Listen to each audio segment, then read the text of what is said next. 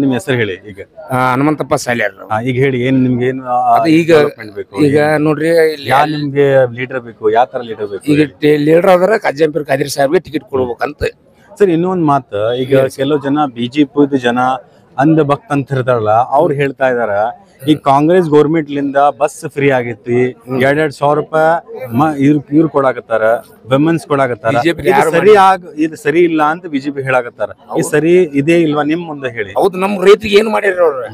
ನಾವು ರೈತರಿಗೆ ಮಾಡಿದ್ದು ಕುಮಾರಸ್ವಾಮಿ ಮಾಡಿದ್ದ 14 ತಿಂಗಳದಾಗ. ಆಮೇಲೆ ಬಿಟ್ರೆ ಯಾವ ರೈತರ ಬಗ್ಗೆ ತೊಗೊಳಂಗಿಲ್ಲ. ಅದಕ್ಕೆ ಇದೊಂದು ಅವಕಾಶ ನಮ್ ಸಿದ್ದರಾಮಯ್ಯ ತಾಲೂಕಿಗೆ ಅಜ್ಜಂಪೀರ್ ಕಾದ್ರಿಗೆ ಟಿಕೆಟ್. ಸರ್ ಇನ್ನೊಂದು ಮಾತು ನಿಮ್ಗೆ ಕೇಳ್ತಾ ಇರೋದು, ಈಗ ಸ್ಪೆಷಲ್ ಅಂತ ಹೇಳಿದ್ರ, ಈಗ ಬಿಜೆಪಿ ಜನ ಅದಾರಲ್ಲ, ಬಿಜೆಪಿದು ಲೀಡರ್ ಇರ್ಲಿ, ಜನ ಇರ್ಲಿ, ಭಕ್ತ ಇರ್ಲಿ, ಅವ್ರು ಏನ್ ಹೇಳ್ತಾ ಇದಾರ, ಕಾಂಗ್ರೆಸ್ ಗೌರ್ಮೆಂಟ್ ಲಿಂದ ಬಸ್ ಏನ್ ಫ್ರೀ ಆಗೈತಿ ಹೆಣ್ಣು ಮಕ್ಕಳಿಗೆ, 2,000 ರೂಪಾಯಿ ಕೊಡಾಕತ್ತಾರ, ಅದು ಕೊಡಬಾರ್ದು ಇತ್ತು ಅಂತ ಹೇಳ್ತಾ ಇದಾರ. ನೀವೇನ್ ಹೇಳ್ತೀರಾ? ಕೊಡೋದ್ರಿಂದ ಒಳ್ಳೇದು. ಯಾಕಂದ್ರೆ ಬಡವರಿಗೆ ನೋಡ್ರಿ ಆರ್ಥಿಕವಾಗಿ ಸುಧಾರಣೆಗೆ ಒಂದು ಅವಕಾಶ, ಅವ್ರ ಮಕ್ಕಳಿಗೆ ಅವ್ರ ಬ್ಯಾಲೆನ್ಸ್ ಉಳಿತತಿ, ದುಡಿಮೆ ಬ್ಯಾಲೆನ್ಸ್ ಉಳಿಯೋದ್ರಿಂದ ಈ ತರ ಎಲ್ಲ ಫ್ರೀ ಆಗಿ ಹೋಗೋದ್ರಿಂದ ಅವರಿಗೆ ದುಡಿಮೆ ಬ್ಯಾಲೆನ್ಸ್ ಉಳಿತದೆ, ಮಕ್ಕಳ ಭವಿಷ್ಯಕ್ಕಾಗಿ. ಈಗಿನ ದಿನದಲ್ಲಿ ಶಿಕ್ಷಣ ಅವಶ್ಯಕ.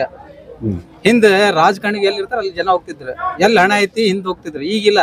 ಈಗ ಯಾರಲ್ಲಿ ವಿದ್ಯೆ ಇದೆ ಅವರಲ್ಲಿ ಜಗತ್ತ ಅವ್ರನ್ನ ಕರೀತೈತಿ.